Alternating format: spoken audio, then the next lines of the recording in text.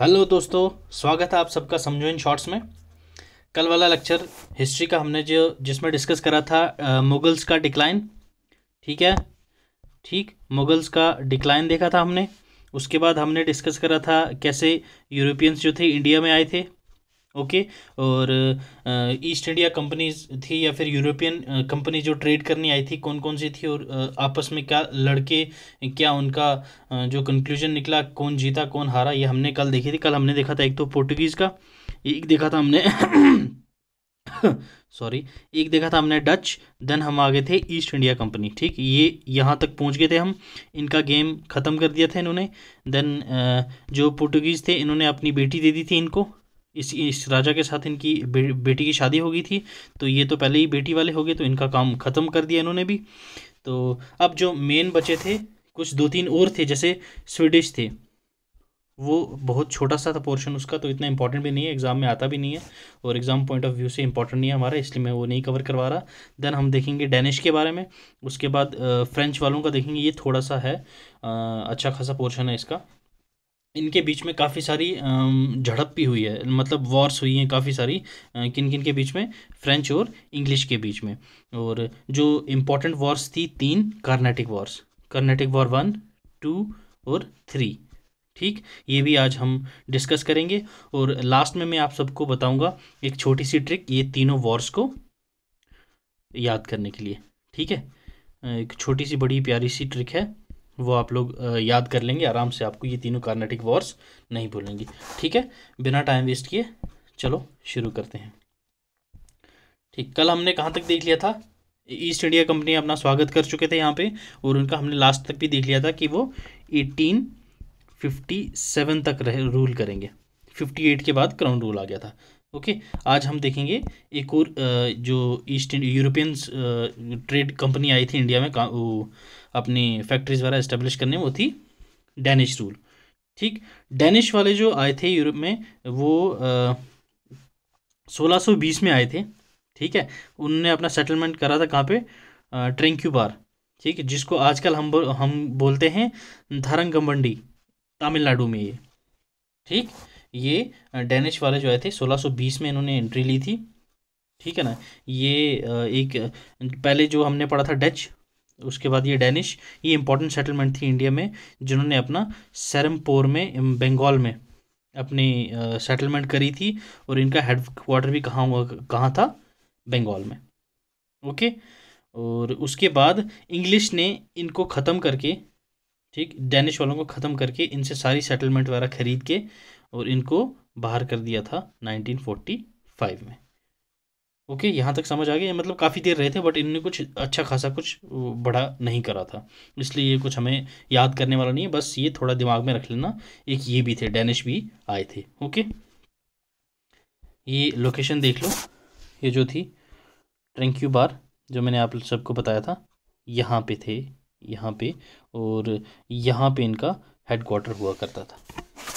ठीक, लोकेशन याद रखा करो तो आप समझ जाओगे, मैप भी आपको इसी तरीके से याद हो जाएगा। तमिलनाडु कहाँ पे है, बंगाल कहाँ पे, ये तो आपने देख लिया, उनके बीच बीच में कौन कौन सी स्टेट्स आती हैं, इससे आपका स्टेट्स वाला भी कवर हो जाएंगी। और जो स्टेट का नाम आता है उस स्टेट का जाते ही चीफ मिनिस्टर, गवर्नर्स देख लिया करो। ठीक, देन हमारे पास आ जाते हैं लास्ट, फ्रेंच रूल। ये कब फॉर्म हुई थी, 1664 में। किसने की थी, कोलबर्ट ने। ठीक, इन्होंने पहली फैक्ट्री लगाई थी सूरत में।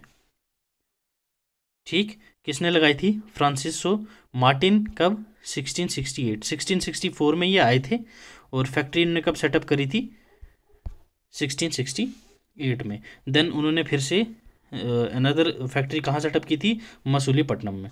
ये अगेंस्ट ऐसे करते रहेंगे, काफ़ी सारी फैक्ट्री इन्होंने सेटअप कर दी थी।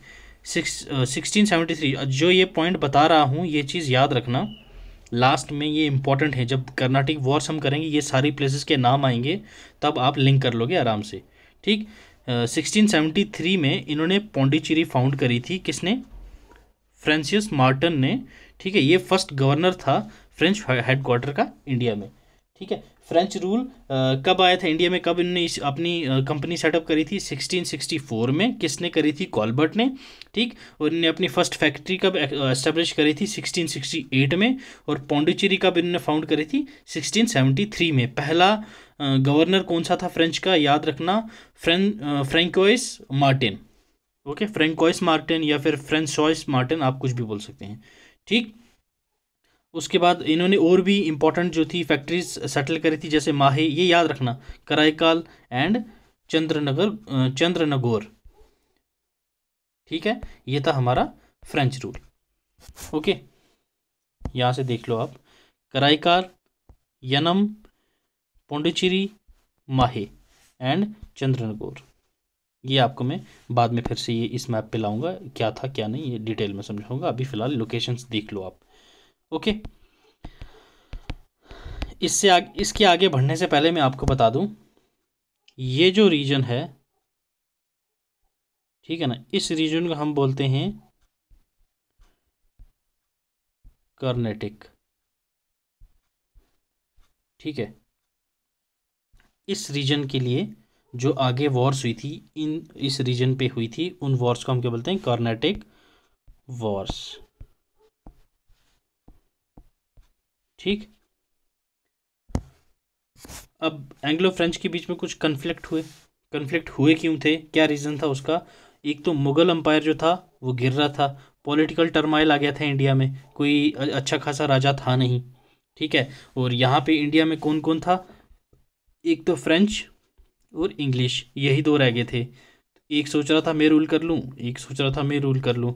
बाकी जो इंडिया के राजे थे वो मतलब एक रीजन वाइज सब ने अपना अपना एक प्रोविंस चुन लिया था। अब छोटे छोटे टुकड़ों में बट गए थे हम लोग।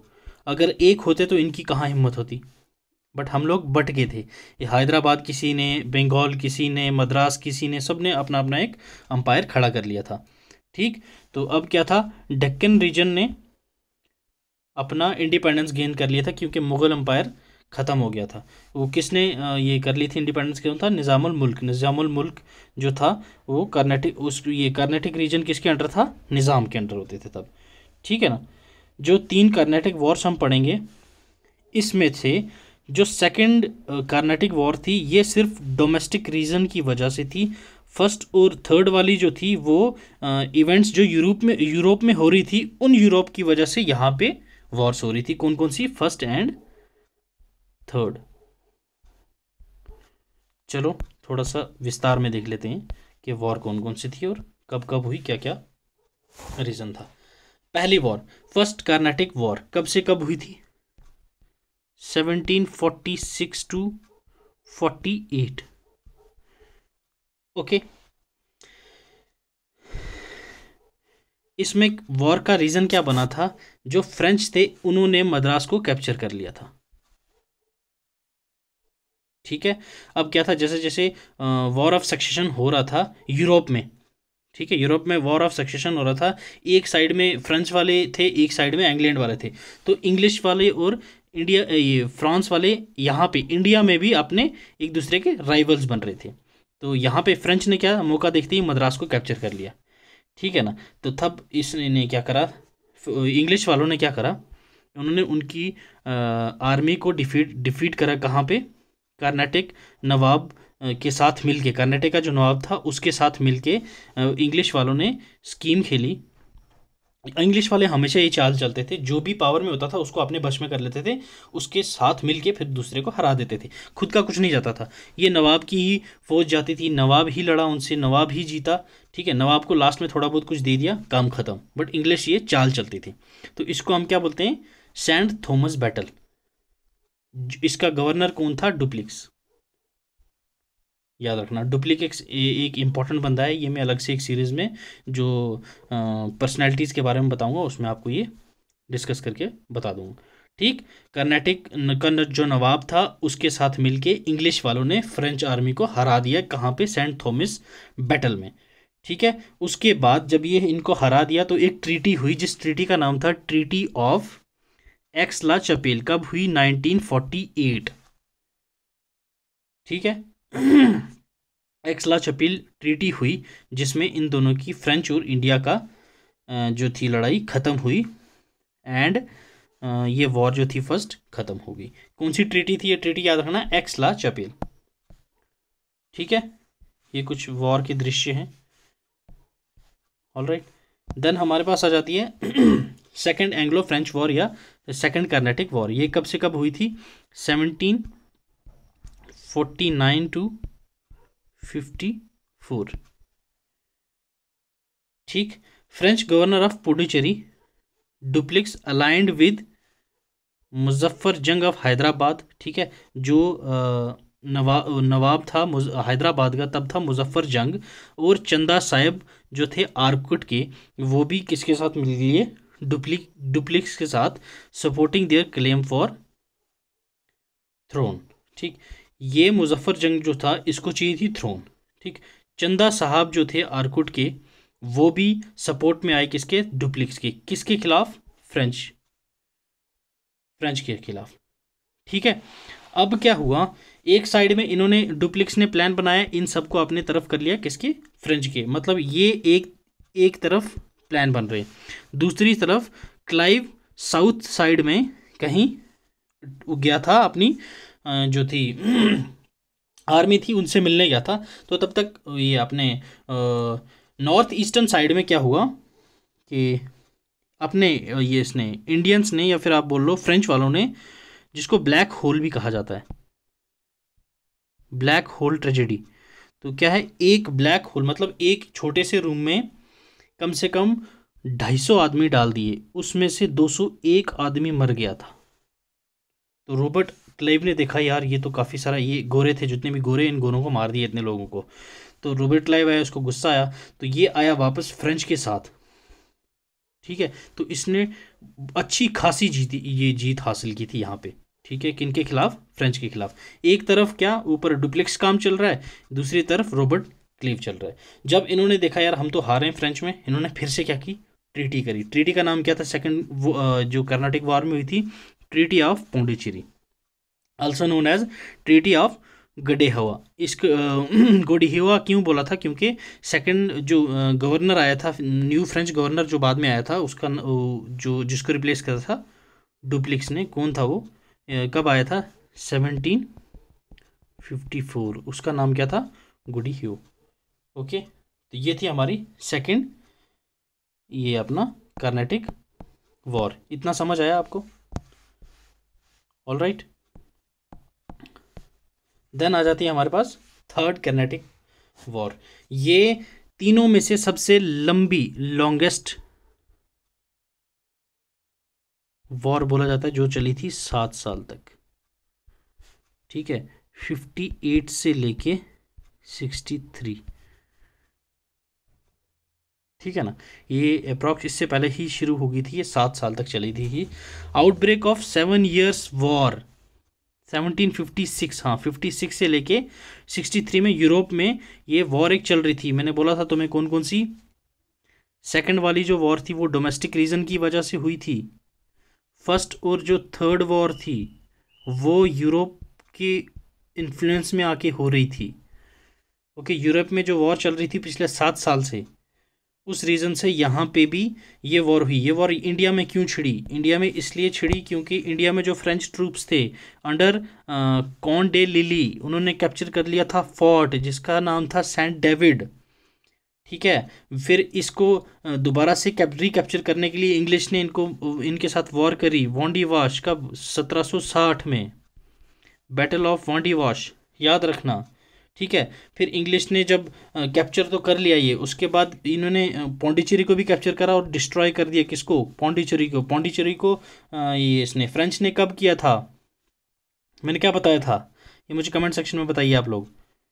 ठीक है, 16 कौन सा था आगे, ठीक 1670 क्या किया था इन्होंने, पौंडीचेरी फाउंड की थी।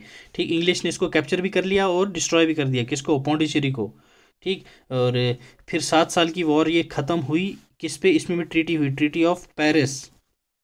ठीक, तब जाके कर्नाटिक वॉर जो थी ख़त्म हुई, मतलब मेन जो वॉर्स थी सारी की सारी ख़त्म हुई किससे, ट्रीटी ऑफ पेरिस से। अब इस ट्रीटी के बाद इन्होंने फैसला क्या किया था कि जो फ्रेंच वाले हैं ये एरियाज़ में नहीं आएंगे। मैंने आपको जब स्टार्टिंग में बताया था ये रीजंस की क्यों हुई थी, तो वो कुछ प्लेसेस के नाम थे। पौंडीचेरी में ये नहीं आ सकते फ्रेंच, कराईकाल में नहीं आ सकते, माही में नहीं आ सकते, यनम में नहीं आ सकते। ओके, ये 3 थी अपनी कार्नेटिक वॉर्स। होप सो आपको अच्छे से समझ आई हो। तो ये जो थी लास्ट में एरियाज़, ठीक, एक तो यनम, पौंडीचेरी, कराईकाल, माहे, चंद्रगौर, फ्रेंच सेटलमेंट आफ्टर 1850। ओके, और ये फ्रेंच का जो स्फेयर था, इन्फ्लुएंस था 18th सेंचुरी का। ठीक, फ्रेंच की जो पोजीशन रह गई थी लास्ट 18th सेंचुरी के बाद, ये इतना सा एरिया था। उसके बाद क्या था, रिस्ट्रिक्ट हो गए थे इन जगह पे। कौन? फ्रेंच। होप सो आपको इतना क्लियर हो गया होगा। और लास्ट में थोड़ा सा मैं आपको एक ट्रिक बता देता हूँ, किसको, ये तीनों वॉर्स याद करने के लिए। और यहाँ पे देख लो आप लोग, पोर्टुगीज सेटलमेंट हो गया, इंग्लिश हो गया, फ्रेंच हो गया, डच हो गया, डेनिश हो गया, ये इंपॉर्टेंट थे, ये सारे के सारे हमने कर लिए हैं। ओके, अब एक छोटी सी मैं तुम्हें ट्रिक भी बताता हूँ और एक बार ये याद कर लेते हैं। फर्स्ट कार्नेटिक वॉर कब हुई थी? 46 से 48। सेकंड कार्नेटिक वॉर कब हुई थी? 49 से 54। थर्ड कार्नेटिक वॉर 56 से 63। याद रखना, ये इंपॉर्टेंट है, साल आपको याद होनी चाहिए। अब एक ट्रिक लिख लो, फर्स्ट कार्नेटिक वॉर की ख़त्म कब हुई थी? 48 ए। सेकंड कार्नेटिक वॉर ख़त्म कब हुई थी?